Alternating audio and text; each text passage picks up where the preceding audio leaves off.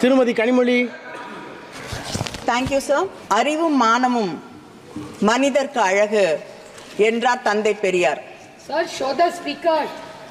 அறிவு என்பது கல்வியின் வழியாக பெறுவது. அந்த கல்வியின் வழியாக பெற்ற அறிவன் வழியாக சுயமரியாதையும் மானமும் என்ன என்பதை மக்கள் உணர்ந்து கொள்வார்கள். இது இரண்டும் நடந்துவிடக் கூடாது. ஒதுக்கப்பட்ட மக்கள் என்றும் ஒதுக்கப்பட்டவர்களாக இருக்க வேண்டும் என்பதால் வழி வழியாக எங்களுக்கு கல்வி மறுக்கப்பட்டது.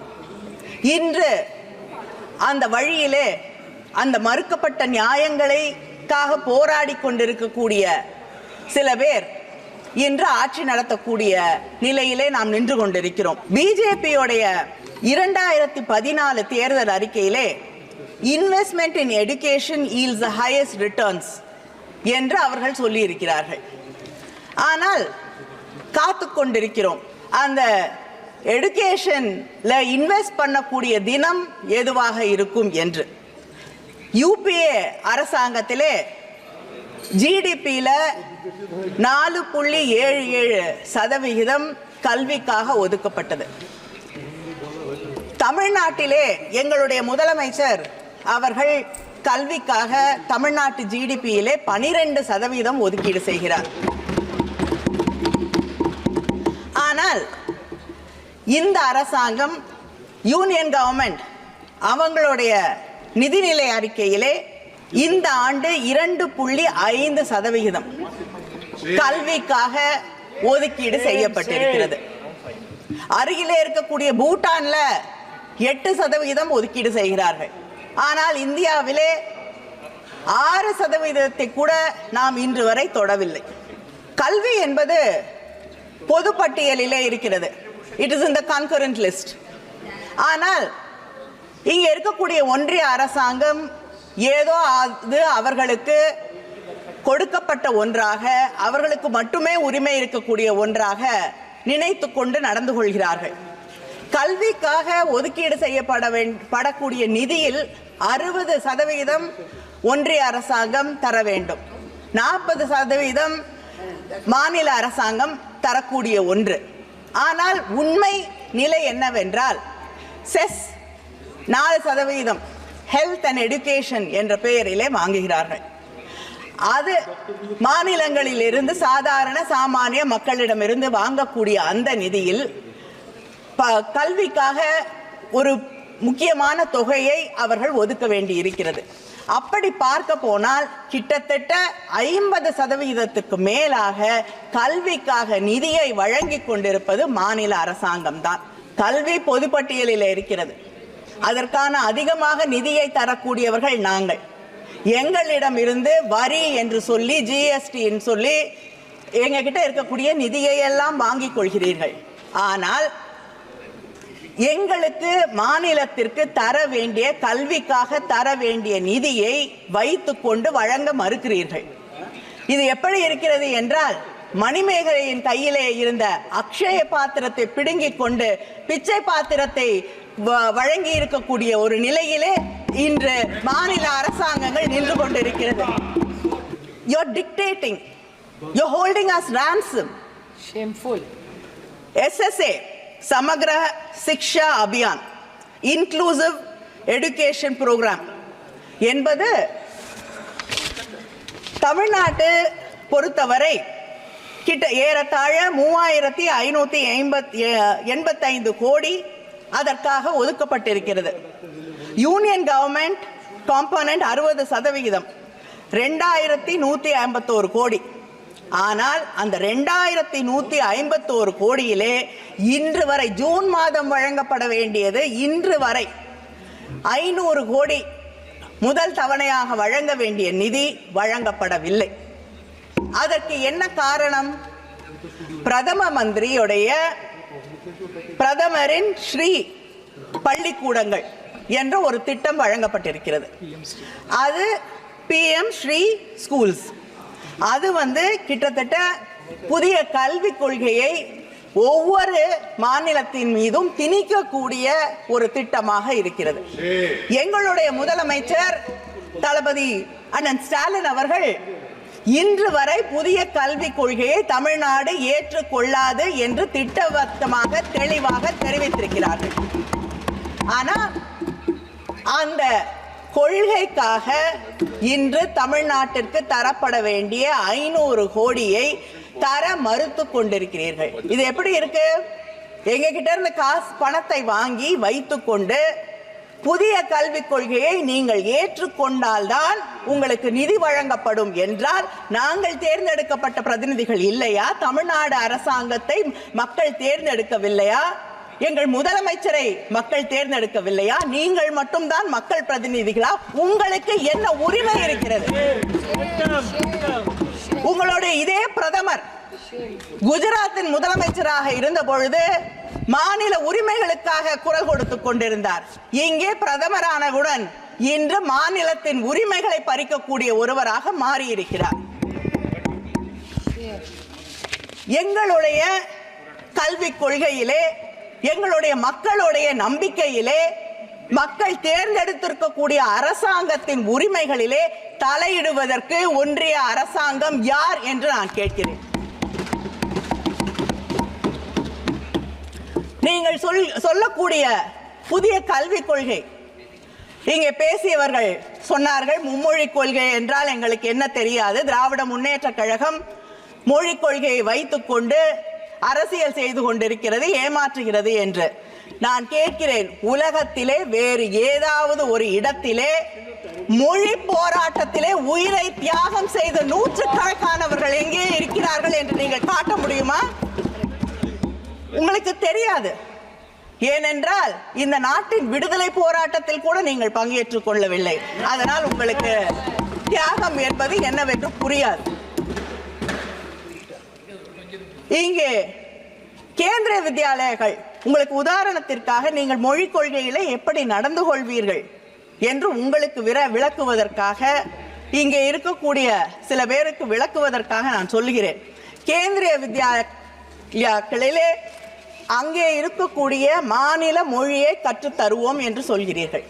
தமிழ்நாட்டில் 45 கேந்திரிய வித்யாக்கள் இருக்கிறது.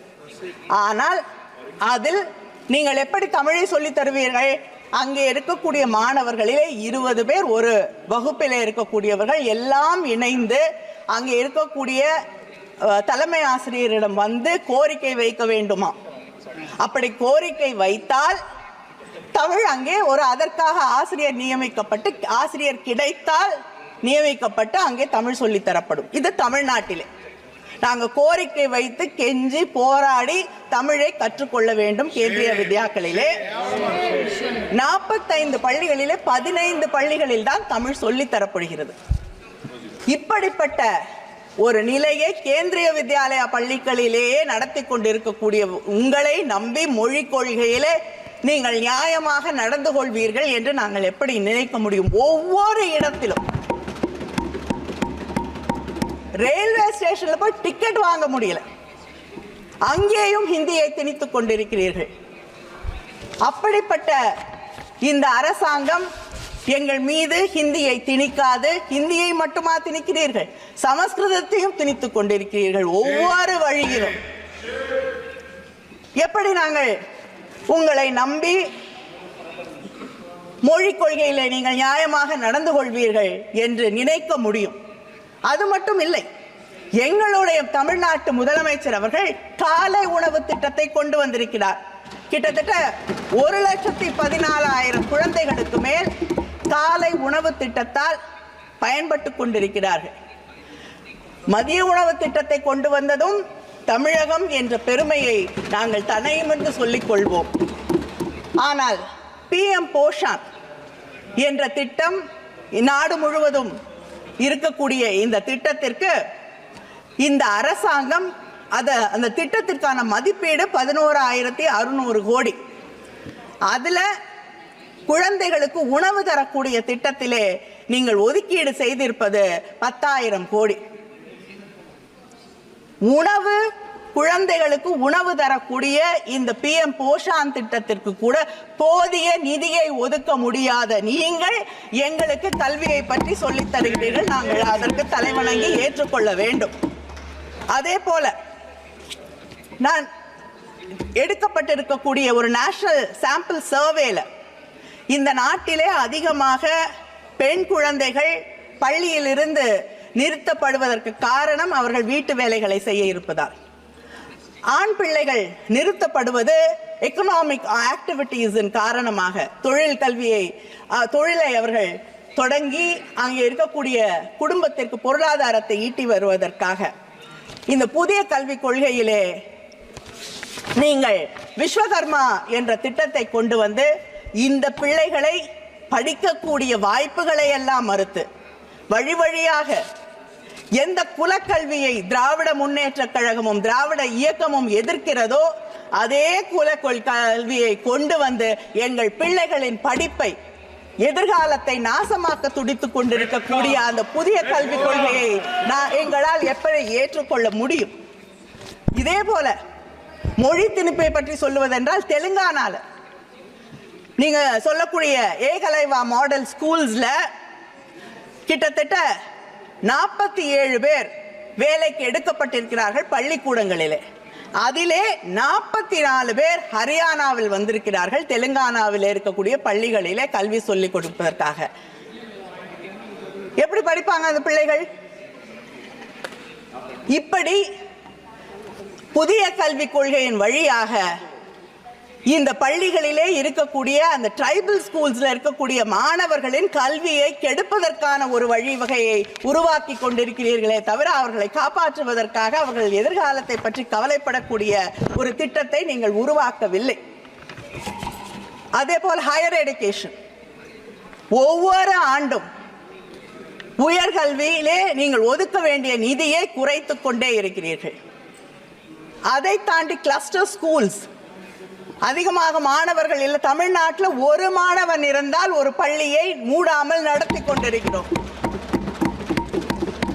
ஆனால் அதிகமாக மாணவர்கள் இல்லை என்றால் அந்த பள்ளிக்கூடத்தை மூடிவிட்டு அந்த ஊரில் இருந்து பல கிலோமீட்டர் அதிகமாக தூரமாக இருக்கக்கூடிய ஒரு இடத்திலே எல்லா மாணவர்களையும் கொண்டு வந்து கல்வியை நாங்கள் அவர்களுக்கு சொல்லித் தருவோம் என்றால் அந்த கிராமங்களிலே மலை பகுதிகளில் வாழ்ந்து கொண்டிருக்கக்கூடிய ஆண் பிள்ளைகளும் பெண் பிள்ளைகளும் எப்படி கல்வியை பெறுவார்கள் என்று நீங்கள் சிந்தித்து பார்க்க வேண்டாமா? அதே போல எங்களுடைய தலைவர் கலைஞர் அவர்கள் ஒவ்வொரு சின்ன ஊரிலும் ஈவன் ஸ்மால் டவுன்ஸ் அங்கே இருக்கக்கூடிய பெண்களும் அங்கே இருக்கக்கூடிய வாய்ப்புகள் வசதிகள் பெறாத குடும்பங்களிலே இருக்கக்கூடியவர்கள் நகரங்களிலே வந்து தங்கி படிக்க முடியாது, அவர்களுக்கு கல்வி கிடைக்காது, உயர்கல்வி கிடைக்காது என்பதற்காக அங்கே எல்லாம் கல்லூரிகளை உருவாக்கினார்.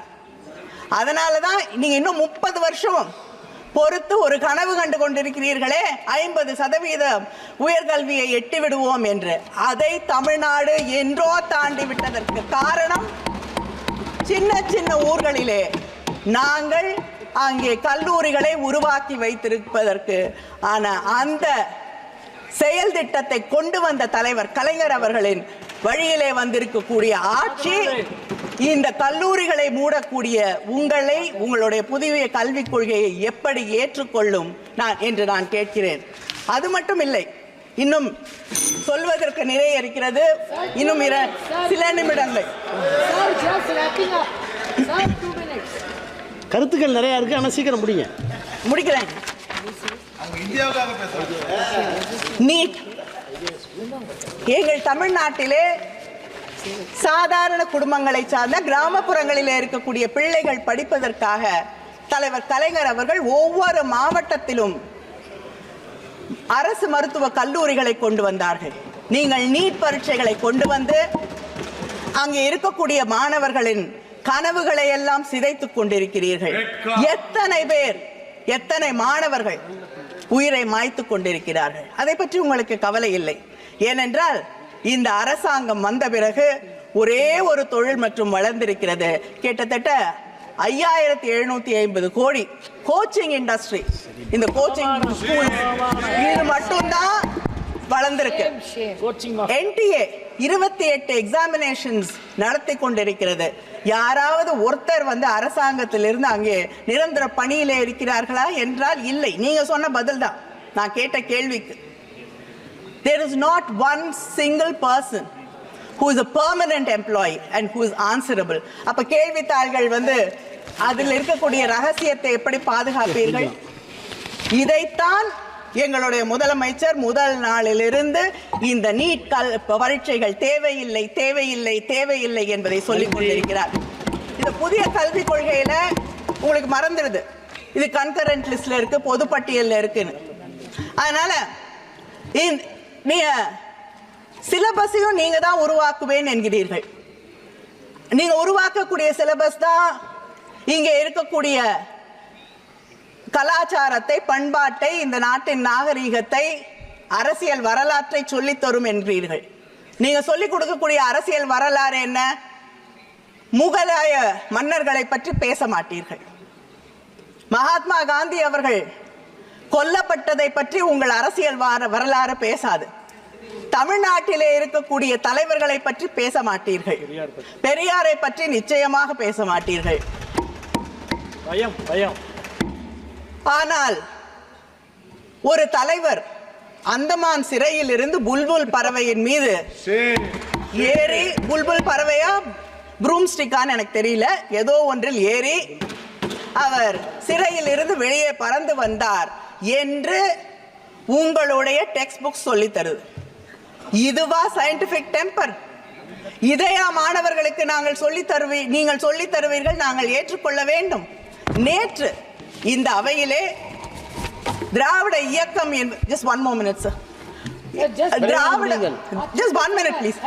திராவிட இயக்கம் என்பது காலம் காலமாக ஜாதி என்ற அந்த அமைப்பை ஒழிக்க வேண்டும், ஜாதி என்ற அந்த கட்டமைப்பை உடைக்க வேண்டும் என்று பாடுபடக்கூடியவர்கள்.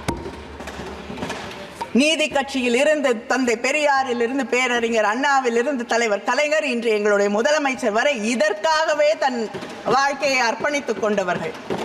நேற்று இந்த அவையிலே நான் வருத்தத்தோடு சொல்கிறேன், ஒரு தாயின் வருத்தத்தோடு, ஒரு தங்கையின் வருத்தத்தோடு, ஒரு சகோதரியின் வருத்தத்தோடு இதை இங்கே பதிவு செய்கிறேன். இங்கே இருக்கக்கூடிய இந்த அவையிலே a member of parliament இன்னொருவரை பார்த்து கேள்வி கேட்கிறார், உனக்கு உன் ஜாதி என்ன என்று தெரியாது என்று. அந்த ஜாதி என்று என்ன என்று தெரிந்து கொள்வதிலே என்ன பெருமை இருக்கிறது என்று எனக்கு தெரியவில்லை. ஜாதி அற்றவராக வாழ்வதில் தான் பெருமை இருக்கிறது என்பதுதான் திராவிட இயக்கத்தின் கொள்கை. அதைவிட வருத்தப்படக்கூடிய விஷயம் என்னவென்றால் அந்த பேச்சை ஆதரித்து பாராட்டி இந்த நாட்டின் பிரதமர் பேசுகிறார்.